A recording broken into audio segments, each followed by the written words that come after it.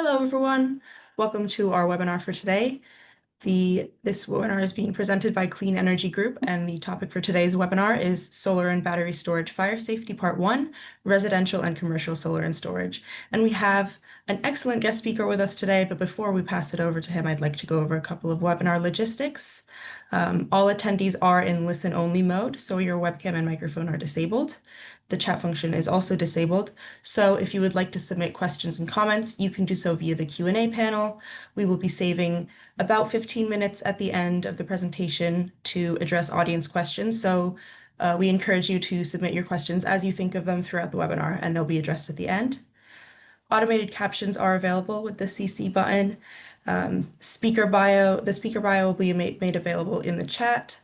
And finally, this webinar is being recorded. We will email you a webinar recording within 48 hours, and it will also be posted on our website at cleanegroup.org/webinars. And with that, I'd like to pass it over to our host for today's webinar, my colleague, Olivia Tim. Thanks, Doreen, and welcome everyone to this webinar. So this webinar is a presentation from the nonprofit Clean Energy Group. We're a national advocacy organization working to advance a transition to affordable, reliable, clean energy for all. And a few of our project areas include climate resilience and community health, distributed energy access and equity, energy storage and flexible demand, and replacing fossil fuels with renewables. Next slide. And I'd encourage everyone to go to our website to learn a little bit more about our work, and that's cleanegroup.org, and check out our other project tabs. And one that we want to highlight is the Resilient Power Project. So Clean Energy Group established this project over a decade ago to support communities in advancing solar and battery storage to build their local resilience. As a part of this work, we host the Technical Assistance Fund. Next slide, I believe. And through this work, we provide solar and battery storage pre-development support to community-serving organizations and institutions. Projects in all 50 states, including DC and Puerto Rico, are eligible to apply to receive a techno-economic feasibility assessment for essentially how solar and battery storage can be implemented at their facility.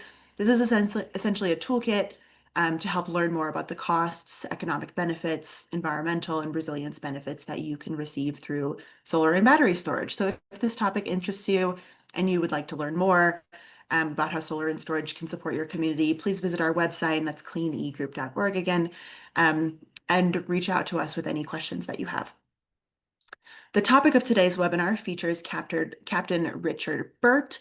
Captain Burt had an over 30-year career in the fire service and retired in 2021 from Las Vegas Fire and Rescue.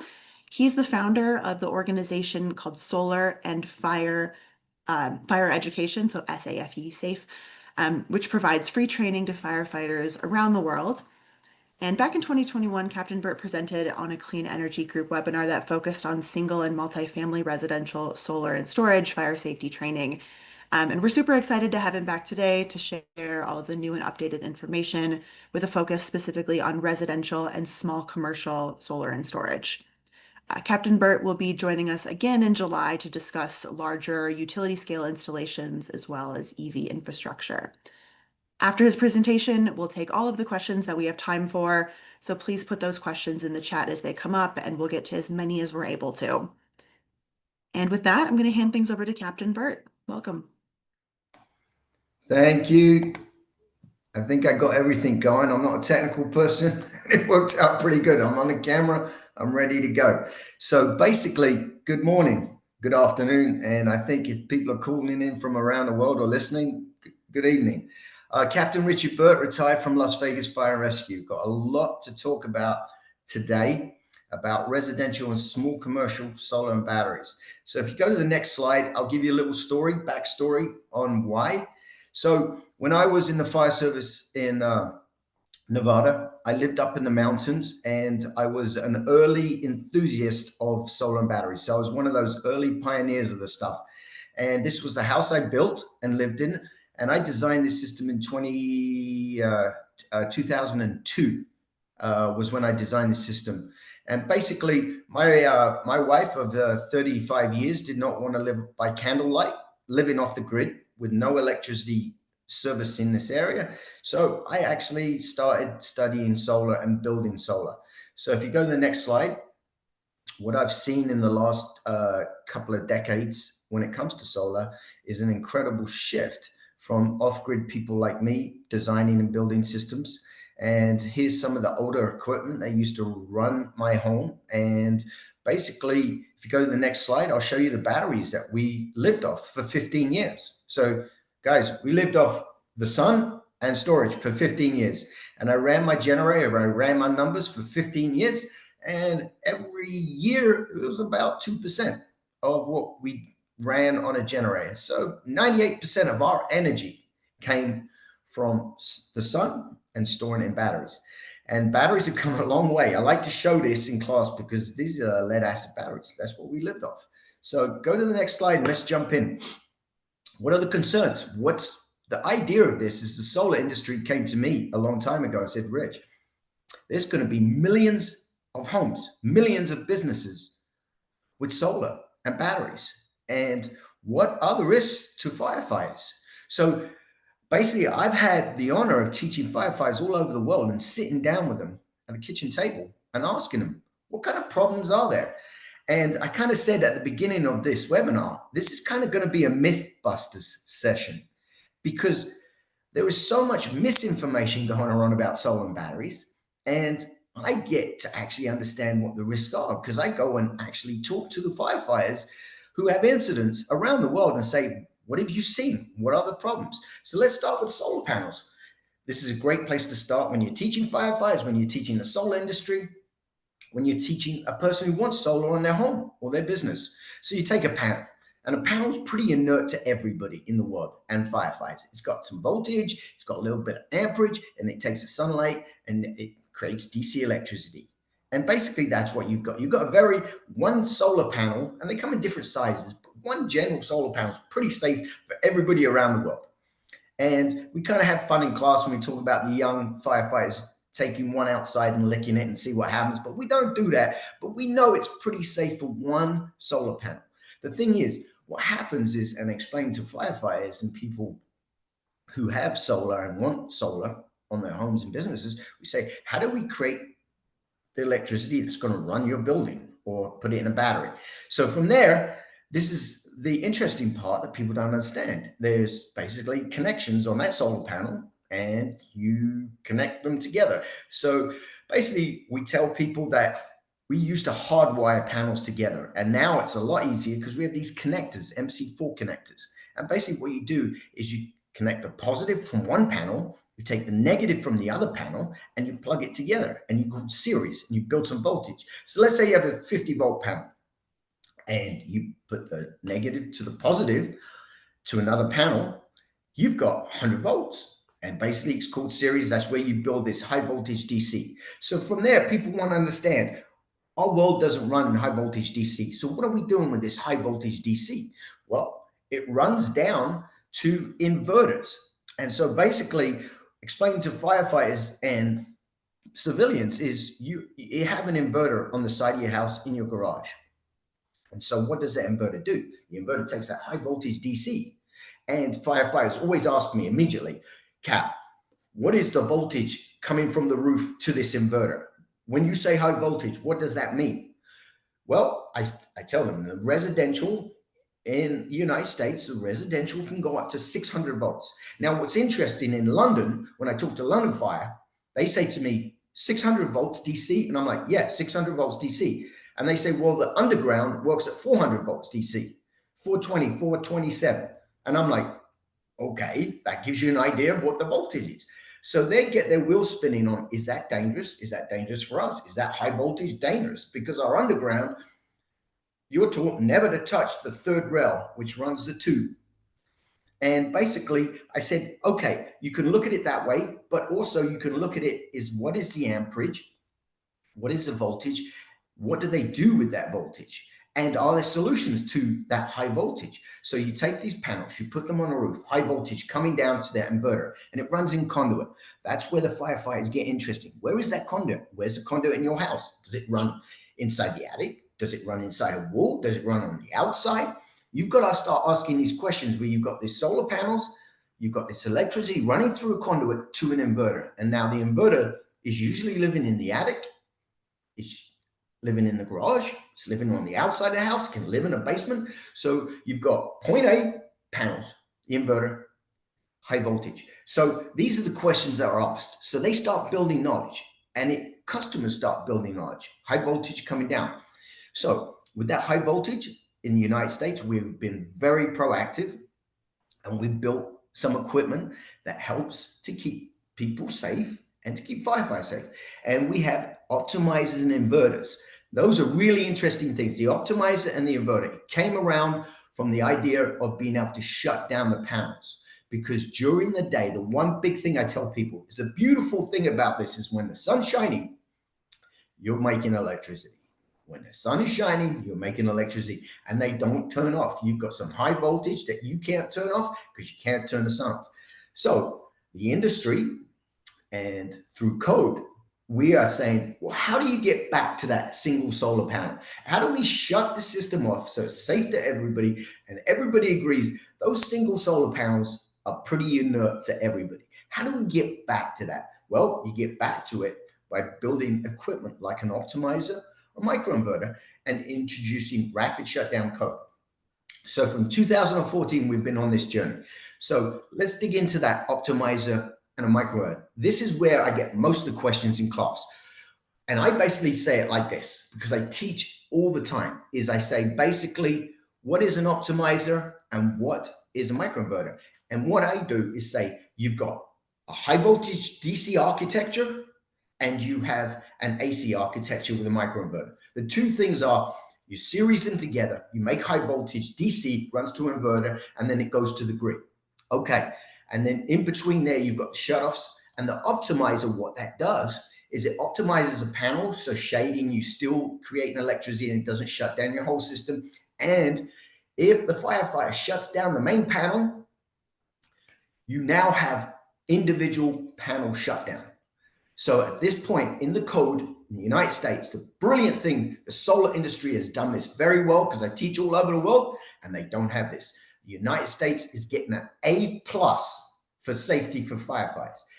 The microinverter, the thing that I like about the microinverter, the thing that I teach and try and get the firefighters to understand is, listen, you put the microinverter, just like the optimizer, under each one of those panels. But the secret sauce for a firefighter is this, and this is where they get really interested, is you take that low voltage DC from the panel, let's say 50 volts, and it goes into the microinverter, and they're always like, what comes out? Because they understand series now. And they say, what comes out in a microinverter, Cap? And I'm like, well, it's 240 AC. Now, to a firefighter, 240 AC on a house circuit on 20 amps is very, very safe because we don't get to shut the electricity off right away on some fires. And AC at 60 hertz gives a firefighter, if you get into the math of 60 hertz, 120 chances per second on a low amperage circuit to let go of it.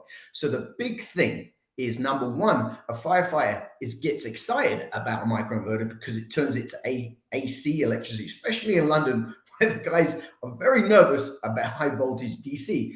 But the good thing is it turns it to AC, and it's got a built-in 120 chances per second on the 60 hertz.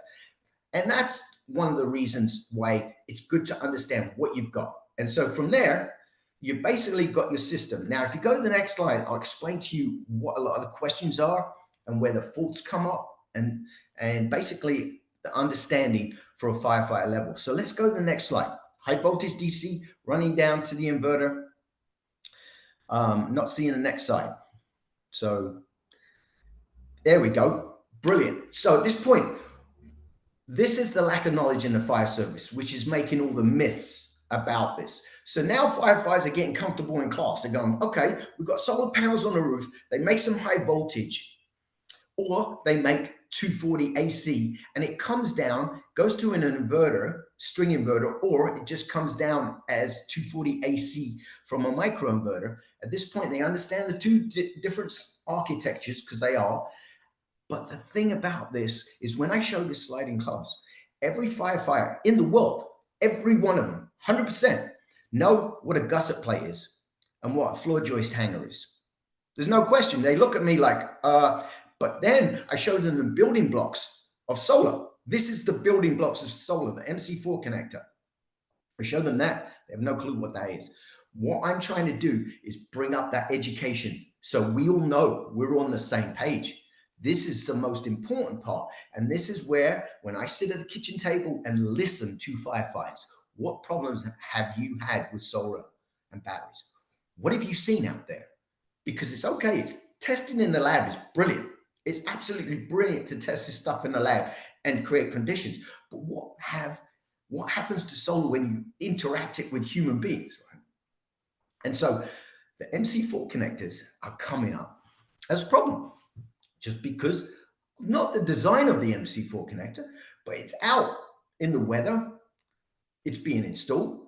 They may not have the right equipment when they install it. They maybe have needle nose pliers instead of the right tool, because the tool's pretty expensive. So what you're seeing is gaps, and you're seeing faults and seeing fires, not from the actual design, but from the actual connections. So a lot of fires, I've been shown photos, talked to, we do investigations all the time. We talk to investigators all the time. And basically you've got an MC4 connector that clicks together, and now you've got some pressure. So these little connectors, and explaining to firefighters, are under pressure. When you're talking about 600 volts potential and 1,000 on a commercial, you're talking about a lot of pressure. It's like a fire hose. The one big thing I can say to the industry is this: all the fire departments in the US, United States, every one of them test their hose every year. They put it under pressure and they test the hose. Every year, every piece of hose gets tested. Now, what I'm seeing with the solar industry is I think these MC4 connectors are under pressure all the time with high voltage. And I think there's got to be some way for, if you own a system, small commercial, residential, how as an owner, how as an installer, how can we get proactive and make sure all those connections are working safe, just like a hose coupling? So I think there's a lot of room for it, for positive reinforcement that this technology is solid. And how do we basically connect the dots and test the stuff? Now with a microinverter, what I see is when you connect the panel to the microinverter and AC comes out, you've got low voltage. There is a big difference between if there's a gap, moisture, a rodent, anything chewing on those wires, or there's just wear and tear and there's movement, there's a big gap between the arcs, between a high voltage, high pressure DC arc and a low voltage AC or low voltage DC arc. Massive difference. It's a bit like pumping. When you pump a hose at 200 PSI, 300 PSI, like we did the Strat, if one of those couplings breaks, you've got to get out the way. But if you have some low pressure on a 5-inch, low pressure, and it breaks, that hose isn't moving. So I use that analogy all the time. So there is room there to start talking about this, discussing this. This is a great place to start saying this is where fire departments have seen trouble with those connectors. Let's look at how do we test those connections and the architectures. So let's go next slide. So rapid shutdown. This is where the US gets an A+, an absolute A+ in the solar industry. We are not seeing dangers to firefighters. We are seeing less and less fires because we introduced rapid shutdown in 2014. So basically we don't have basically a truck going down the road with no brakes. And that to me is what a string system with no rapid shutdown is. If the sun is shining and you have no rapid shutdown, yeah, you may shut down the inverter, but between the inverter and the solar panels with no rapid shutdown, you have high voltage. And if there is an arc going on, they don't know to shut down and you're not breaking the system down. So from 2014, I am trying to introduce this code all over the world. I'm saying don't reinvent the wheel. America has done a fantastic job, the solar industry, in making this safe. The question though is, the fire department want to know this. They want to know what's an AC architecture with a microinverter. They want to know what is a high voltage DC architecture is, and they want to know what a legacy system with no brakes. And they are very, very interested in that. So signage, this is where code, I think, can do a better job of actually teaching firefighters. And that's what they do. Instead of just producing a sign, what I do is go out and actually teach the science. So I think it's really important to understand we've done a fantastic job, but there's always room. And so having these signs for firefighters, for people inspecting, for a civilian, understanding these signs and understanding your architecture. Do you have a microinverter? Do you have an optimizer? What is the difference? And what is the AC or DCR voltage in? That is really, really important to understand. Okay, let's jump to the next slide. So we got the solar panels kind of sorted out this morning. We've got two architectures. You've got the AC architecture with microinverter, optimizer, rapid shutdown. Great job since 2014. We know the weak points now. Weak points are it's high pressure. So maybe there's a disconnect in the link, there's moisture, something like that. We have an arc, we start a fire. It happens. The question is, can we really start investigating and testing like hose testing?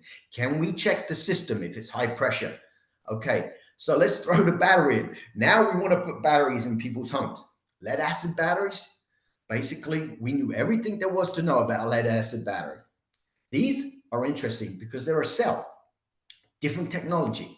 And so when you look at a battery in a residential, small commercial now, the firefighters are asking, what is the difference between the old battery systems and the new? And so if you go to the next slide, the one on the left is actually a neighbor's system I was looking after. And basically, lead acid batteries. We had to put distilled water in them. You couldn't let them run out. They off-gassed when they charge. They off-gassed when they discharge. You put them in a shed outside, and you were like, we had some fires with those because people forgot to fill them up with distilled water. And there's no battery management system on these systems. This is what we lived on. There was no brakes. You had to get it right. You had to get it right. Yet downshift. There was no brakes on this. But people aren't putting 100, 200 lead acid batteries in their garages. They're putting a nice metal box with some amazing technology in it. And what I want to say is the residential market, this is the big thing, is I am not, and I'll make this statement, I am not seeing around the world residential batteries just catch on fire. Not seeing it. Firefighters aren't going to be rich. We had a fire in a home because this residential battery was unstable, caught on fire. I am seeing homemade batteries catch on fire. Sure. I am seeing that where people order stuff off the internet, build a bomb in their home, and it catches on fire. But across the industry with the residential battery, and the secret is the battery management system. These battery management systems are brilliant. We did not have that with lead acid. We just did not. And so you're looking at every cell in that battery, and you're looking at a very, very safe system. But the trouble is, we're putting them in garages, we're putting them in basements, back east, and we're putting them outside. And the one thing, the weak point is this. In North America, the most common places for fires to start in a home in North America from NIFAs is basically the kitchen and the garage. So fires happen in garages and kitchens all the time, most commonplace, okay? So we're putting a residential battery, it's minding its own business in a home, doing a job, doing its job, minding its own business, running the home, doing the hard work of taking the solar energy, storing it, whether they use it for the house, whether you use it and sell it to the grid, whether you use it to charge your EV, it's minding its own business and doing a fantastic job. The trouble is, if you have a fire in the garage, it's got nothing to do with the battery. Guess what? That's where the problem starts. So let's go to the next slide. This is where we've got to understand the cells inside the battery. So at this point, you got the cell minding its own business. Now there's chemistry in that cell, reacts to temperature, sure. But because of the battery management system, looking at each one of those individual cells and managing it, saying, nope, you're acting a little froggy, you're being naughty, I'm shutting you down. It's doing a very good job of managing it. The trouble is, when you have a fire somewhere else and it starts heating up that garage, guess what? The battery management system can't look at the whole thing, the entire battery cell structure, it getting affected by heat. And now you have a fire somewhere else affecting this. This is what the fire department have got to understand. This is where we have to dig in. What do those cells do when they do heat up? Because they can heat up because it's a fire. They're minding their own business, but suddenly you're dragged into the middle of a fight because you're standing on the street and there's a riot and you get caught in a riot. So what do? So let's go to the next slide. So first of all, I got to teach what is the anatomy of these batteries. So what we do is we look at these batteries and we go, okay, the pouch, where does it sit? Where's the difference between an electric vehicle, a large storage, and a residential or commercial, small commercial storage? Okay, so we break down and I tell the firefighters, listen, the anatomy of these batteries is completely different from large storage because there isn't as much of that chemistry in there. So at that point, with the battery management system and basically with these cells, they're sitting there minding their own business and they get affected. And the big question is, can we get water to cool them down and put them out? And showing the anatomy of these, this is not a sealed box. So it's not a sealed box and we can get water in there to cool it down. And we'll talk about that when we talk about strategies and tactics. So next slide. So we've got the solar on the roof doing its thing. We got this battery storage now in the home, in the basement, in the garage. And basically it's doing a great job. You're getting an A+ everywhere. But the trouble is now we have house fires. And firefighters want to know, okay, we've got this technology. We understand the architecture, the high voltage DC, or whether it's a microinverter. We understand that it's under pressure and it can cause a fire through those connections. And we'll do a better job of knowing where those connections are. But also we've got the battery in places where there are fires, not the battery causing a fire, but there are fires. What happens to it? This is where we've got to start running through and saying, okay, if this does happen, what do we do? And so we've done something for 100 years to shut the electricity of a house. Guess what we do? We go and turn the main power off and get on the radio and go, utilities are secured. That's it. Done it for 100 years. So now we've got 3 sources of power. Let's go to the next slide.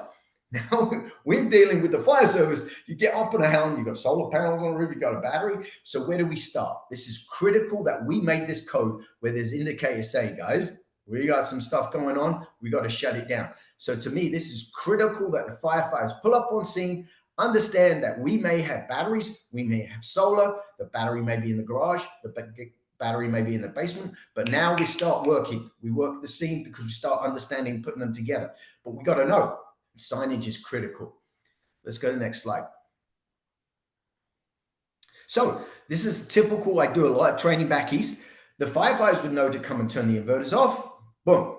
Now, the firefighters know to ask, okay, is this got rapid shutdown or not? And this is where the signage comes in. So they know whether that conduit from the inverter is hot or not by the signage saying we have rapid shutdown. Where is the rapid shutdown and what year was it put in? Critical stuff. The sub panel, the firefighters understand that this battery storage basically can either island the house or you can sell it back to the grid, but it's smart electricity. I teach firefighters this battery power is smart electricity because it's smart technology that keeps the battery safe, number one, but it's also smart because it can do other stuff with the electrons. It can sell the electrons to the grid. It can back your house up. It knows when the prices are high and it will use the battery instead of the grid. So this is the sub panel is where firefighters are starting to understand, okay, I need to isolate the solar. I need to isolate the battery. And basically electrical panels. So this is where code comes in. They took it from the basement and put it outside because it's safer for the firefighters. If the battery's in the basement and there's a problem in the basement, the Tesla gateway, there's the brains to the battery. All these have brains to the batteries and the battery's in the basement. So the firefighters can shut down the inverter, shut down the battery, shut down the main and go, okay, we know the battery is in the basement from where the conduit runs. And we know that that basement, if it's on fire, there's a problem if it's caught on fire or it's been affected by heat. Let's go to the next slide. We'll run through these quickly. So at this point, they disconnect the battery. Let's go to the next slide. They understand that, okay, if that battery did not cause a fire, I'm teaching firefighters to say that battery 99% of the time is just basically a bystander. What happens to that cell? This is the critical part. This is the most critical part. What happens to that cell is it can start heating up. And what can happen, it can create some gases, just like anything else that heats up. And if it collects in a garage or a basement, it's got to be ventilated. So let's go to the next cell, next slide.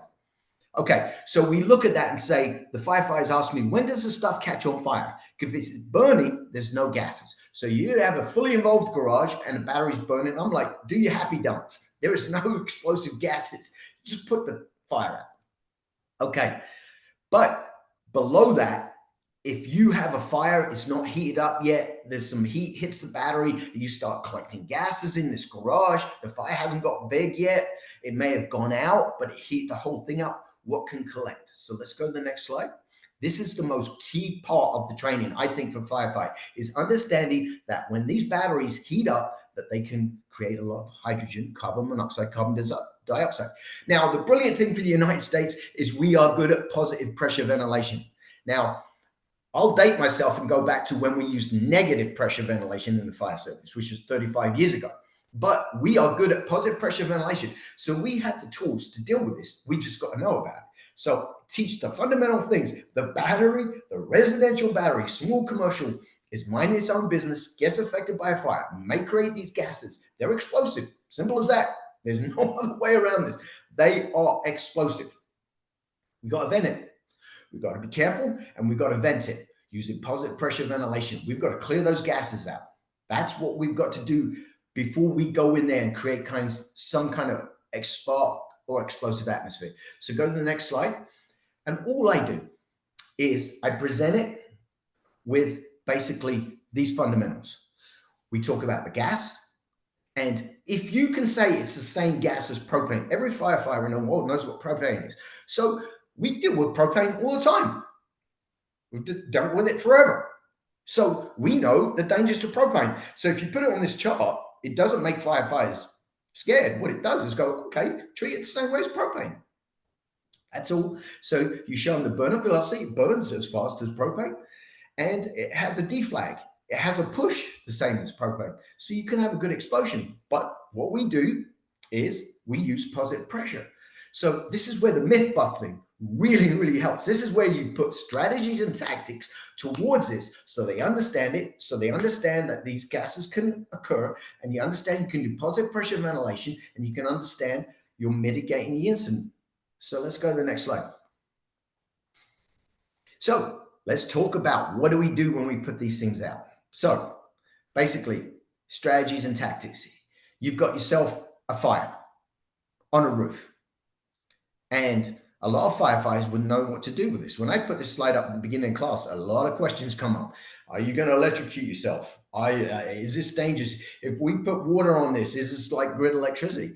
So if we start understanding fundamentally, you've got sun, making some DC electricity. It's a fixed kind of voltage because it's either high voltage architecture, it's a microinverter, it's got rapid shutdown, but there is not enough electricity there to harm a firefighter when we use traditional that we've used for 150, 200 years. Put water on it. So if we go to the next slide, that's what we do. That's what I teach. I say, hey, you've got a roof on fire. Guess what? You put the solar panels out. You scroll underneath, you scroll on top, you put the fire out, put the roof out. There is no danger there. With a residential, small commercial, this is the perfect way. Now, big box, we have different strategies and tactics because they're harder to reach and so on and so forth. But let's concentrate on this. I'm telling firefighters, you know the architecture, put the fire out. But after you put the fire out, understand the architecture because you don't know what the voltage is. And when I say voltage, I'm not talking about electrocution. I'm not talking about it finding a pathway through somebody on the roof. I'm talking about a little DC arc, a little DC nut budge off the roof. You fall off the roof with your gear on, you're going to hurt yourself really bad. So to me, it's understanding, okay, we put the fire out, solved it, and now we've got to de-energize the panel. And this is the secret sauce. This is where training comes in. 3 mil black plastic. UL did all the testing on it. What a fantastic friend. So you put the fire out, you cool it down, you cover the panels with the 3 mil black plastic, and now you have pretty much overhaul where you have to go in and do the hard work of making sure all the sparks are out, any hot spots, and so on and so forth. But what you've done is basically mitigated an incident with very, very simple tools. With the water you've got in your rig, with the hose you got in the rig. And a lot of firefighters are now carrying 3mm black plastic in rolls. It's light, it's cheap. They get creative. They do it from a bucket if there's structural damage. They do it from a roof ladder if there's structural damage. They do it on the roof if they can walk on the pitch of the roof, and they cover the panels. And it's like throwing a breaker. Just these 3 simple things can mitigate an incident. Let's go to the next slide. So vertical ventilation. This is where firefighters like to cut holes in the roof. And so they say, well, we can't cut holes. We can't do what we've done for hundreds of years because of solar. No, just don't. Leave the panels alone. They're secured on the roof.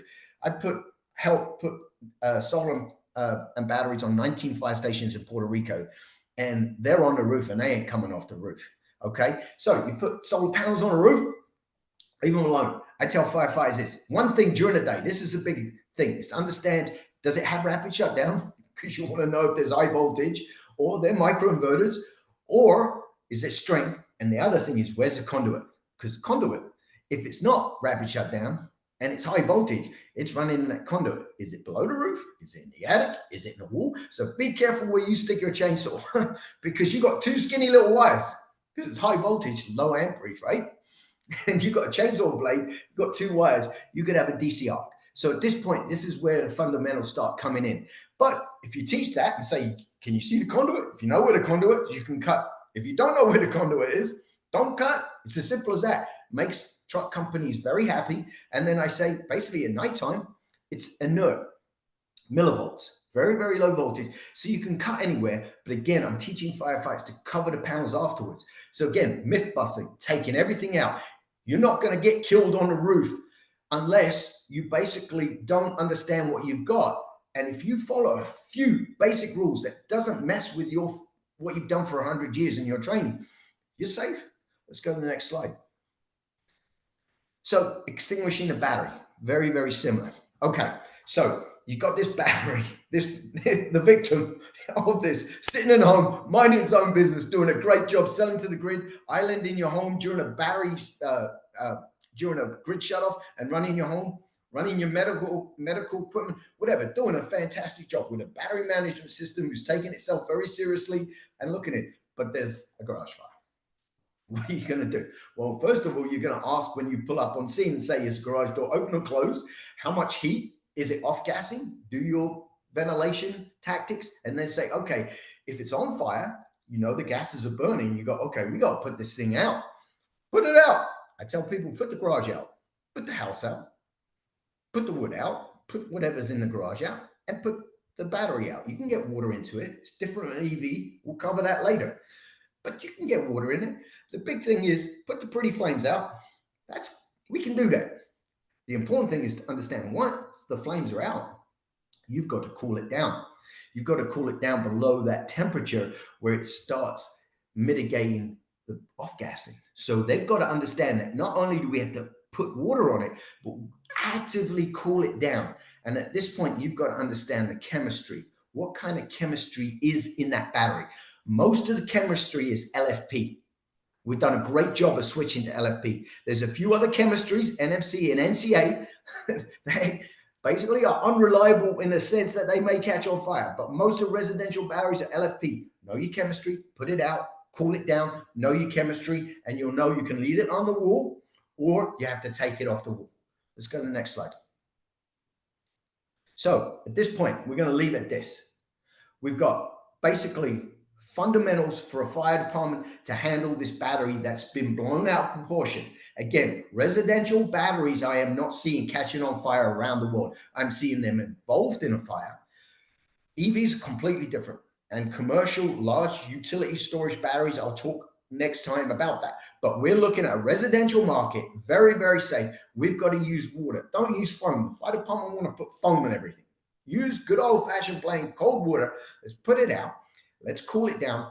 Let's not touch the stuff that we don't know about.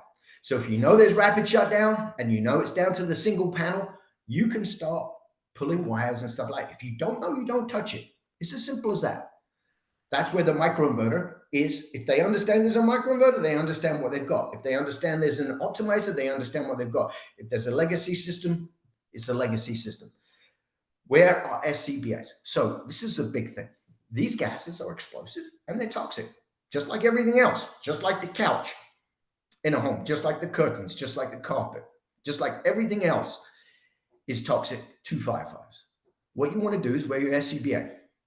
Now, is there metal contamination? Is there runoff? Everyone's talking about that. In the residential, you've got to look at how many cells are in there and the amount of chemistry in there. And basically what we're looking at here is the chemistry in those residential batteries. We're not seeing anything coming off that battery that isn't in the garage already or in the house. So at this point, the fundamentals are not to get spooked at the residential and small commercial battery level. It's to say, okay, we're going to put the fire out and we're going to put the building out and we're going to cool it down and we're going to actively find out what chemistry is so we can deal with that and basically wrap up the scene and wear our SCBA while we do all this. So at this point, I think I've fundamentally covered what the myths are and kind of where we're at. And so I'd love to go to questions because this is where we learn. This is where I learn. So I'll let Olivia take it over from here. Yeah, thank you so much. We are going to go to questions. We've got quite a few great ones.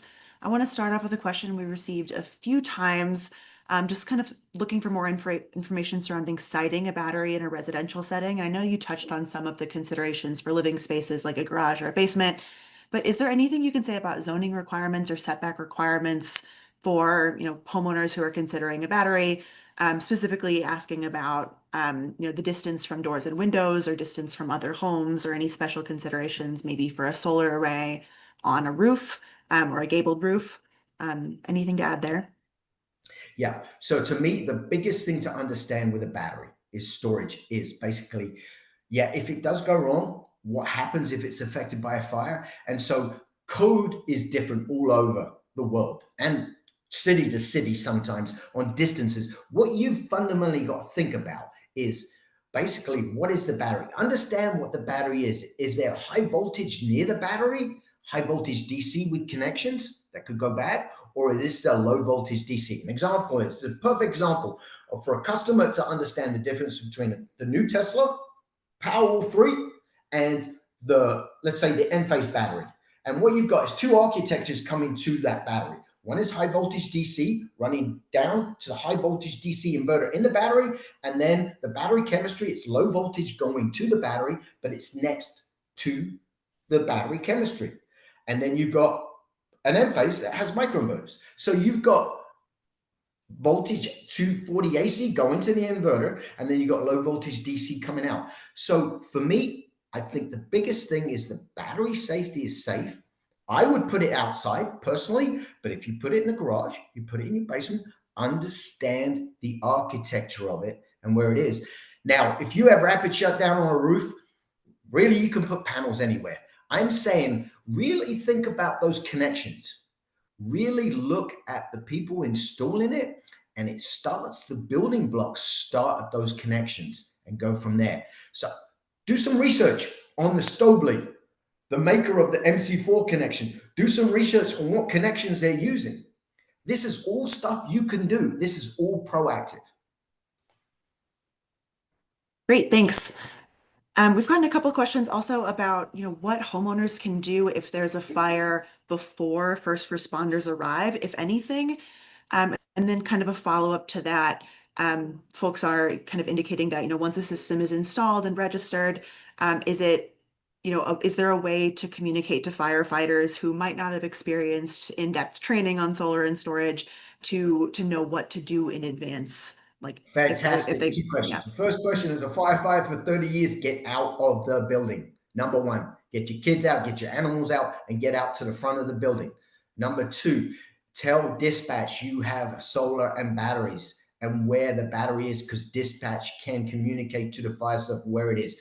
Critical part of it. So get out, communicate that to the fire service. The really interesting question, the second question is brilliant because I've already going to start doing this, is firefighters ask me and saying, Rich, how do we be proactive and know where the systems are and what they are, what kind of system it is? So I actually went to Enphase and said listen, I said, so many firefighters want to know whether there's a microinverter versus an optimizer, because of the different architectures, high voltage DC and an AC architecture. How do you do that? So I'm trying to introduce this system where I talk to firefighters and they say, if we can have a sticker that we'll take it to the resident, drive up in our trucks like we do in district. Firefighters, we do in districts all the time, meaning if there's a new technology, a new building, different architecture, we'll go visit that building, look all around it and understand it. These firefighters want to drive in their rig to your house, knock on the door and go, you know what? We've got this system that we know. Can we take a look at it? And here's a sticker that will help us. Can we put it on? So this is becoming more proactive. The beautiful thing is that's what the solar industry should be about. It's all about being proactive. And I think we're going to run with this around the country. And I think it's a great way to do that.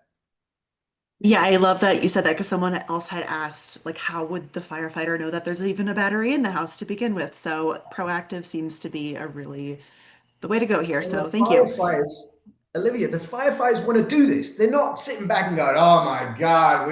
They're like, "Can we drive to the house and stick it on there?" And they talk to the resident. Just think how brilliant that would be for the solar industry to have that kind of reaction, right? Yeah, and speaking of kind of resources and things for fire departments. What are the training options and education resources for local fire departments in the US? Specifically, someone asked about the Midwest, but I imagine this question kind of applies all over. So if there's a small local fire department that's, Yeah. interested, what's their first step?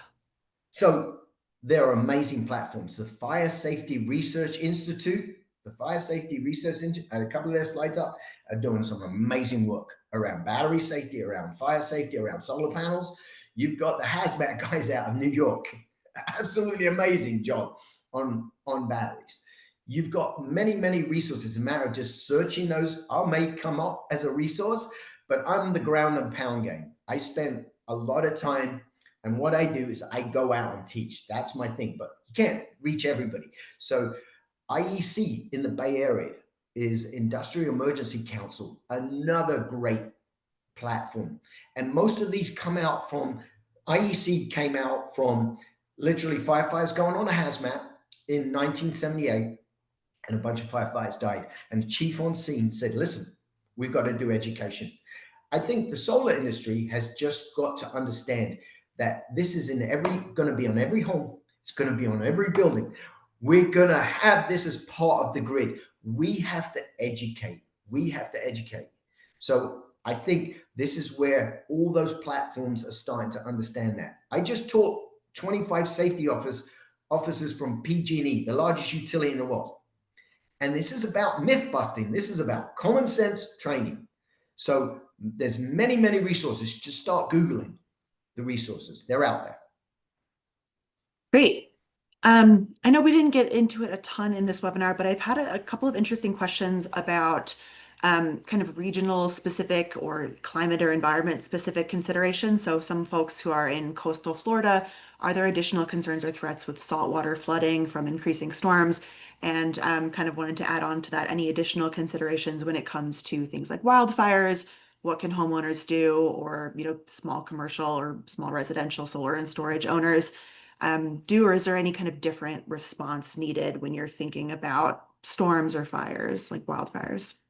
So those two, I would say, are huge. Number one, I was part of the article by the Washington Post on the EVs on fire in LA. Did it cause major contamination? And so the biggest thing, there was this whole thread of these EVs causing the major contamination on that fire. And I looked at the heat of those fires and all those cells were burnt up. So there was no contamination at the EV level. I mean, there was runoff, yeah, but there was thousands of homes burning.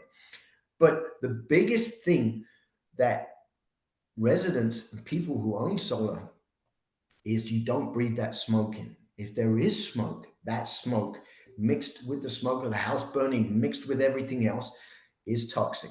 Everything there is in a house fire. That's why we wear our SCBA. So avoid breathing any of that in, because you may have a resident walk into a garage and you may have some off gassing from a battery, or it may be going wrong, and there's some white smoke that looks like toast burning or something like that. The trouble is, I'm telling people, if you hear a fire alarm go off or a detector and you see any white smoke, don't go in there investigating it. Leave. But also, you've got to understand, if you're in Florida or wildfire areas, having solar and batteries are going to help the fire department, because number one, fires and sparks can travel 24 miles, and a lot of the fires are starting from just sparks traveling. Okay, so to me, understanding what you have on the roof, the panel is not going to catch on fire, the roof will catch on fire. So understanding, if you're in a wildfire area, putting panels on a metal roof is, so having a metal roof is a brilliant idea if you're in a very, very wildfire area that is out. Okay, so number one, understand the panel won't catch on fire. Putting on a metal roof, you're just adding to that. So there's all those mitigations you can do for your house. The thing is, you're going to help the fire department. I tell people that choose to put solar and batteries in their home in wildfire areas is not adding to the problem. They are actually helping the fire department, because like in LA, during the fires, power safety shutoffs, power shutoffs, if you're medically vulnerable, you now become part of our problem because you have called 911. Think of all the people on oxygen concentrators, on nebulizers. Think of the kids with asthma if you can't get a nebulizer going. Think of the people on a nasal cannula on 2 liters per minute. All these people are vulnerable. And all these people, when the power is shut off, because we have to shut the power off, become part of our safety system. We have to respond to that. So I would say solar and batteries actually decrease our response model. They don't increase it. The fire department is basically looking at solar and batteries. This is what I teach. It teaches these people to be resilient. They are no longer part of your 911. So it's a brilliant way of talking to firefighters about it. And that changes their perspective. They put on another set of glasses and go, wow, Rich, you're right. We don't get that medical call. No, you don't. And so for me, you become independent. You keep your Wi-Fi up. You can become very, very independent. So to me, I think the solar and batteries do not add. Now, yes, there's considerations for the fire department with solar and batteries, but it doesn't add. In Florida, if you put solar panels on your roof and you're given a lot of notice, you may want to pull those panels off. I am not sure if that people can do that, but to me, ground mounts are interesting because maybe you'll be able to dismantle it and put it back together again after the storm. But again, a class 4, class 5 hurricane, and the way these hurricanes are building it and flying debris, it's hard to say whether your solar panels are going to stay on the roof. Now, salt water, yes. With an EVs, we're seeing a problem because of the chemistry. Residential batteries don't have the chemistry that EVs. So what happens is they think all the batteries and all the solar are the same. This is where education comes in. This is where you got to understand there's different chemistries in different batteries. And so you can't lump them all into one. Pretty much the fire service looks like a couch and says a couch is a couch and it burns a certain way and it's pretty much the same. But this is not the same. An EV battery is completely different than a residential battery, and it may be different from a commercial battery. So at this point, understanding salt water can affect EVs. And so if you do have an EV, and I'll talk about that later, but if you have flooding in your home, what you want to do is basically you want to shut your whole system down, but you've got a chemistry in there that's not really going to affect the salt.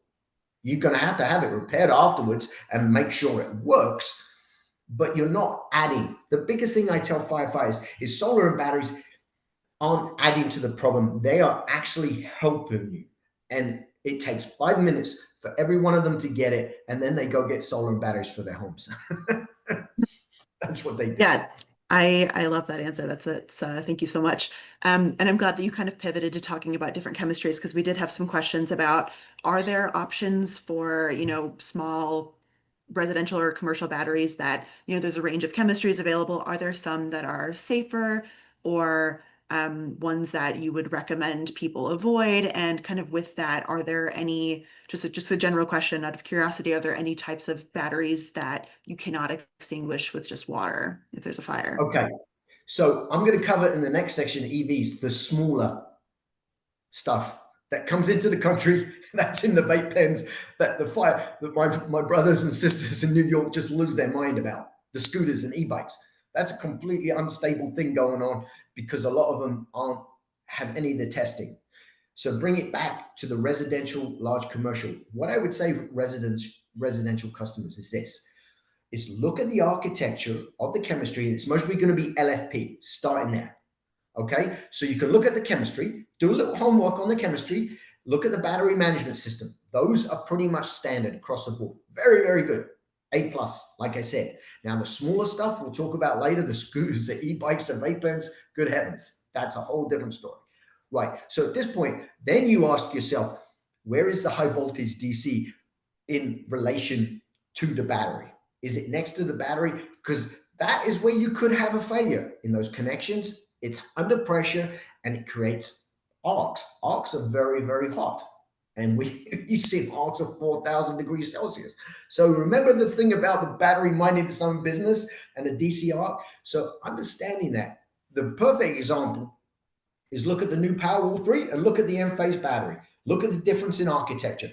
It's clear once you start digging in, and the firefighters love this because they start understanding it. And if you do it in a way where they're looking at architectures instead of going, this is, they start understanding the difference between the AC and DC architecture. So do your homework on those architectures.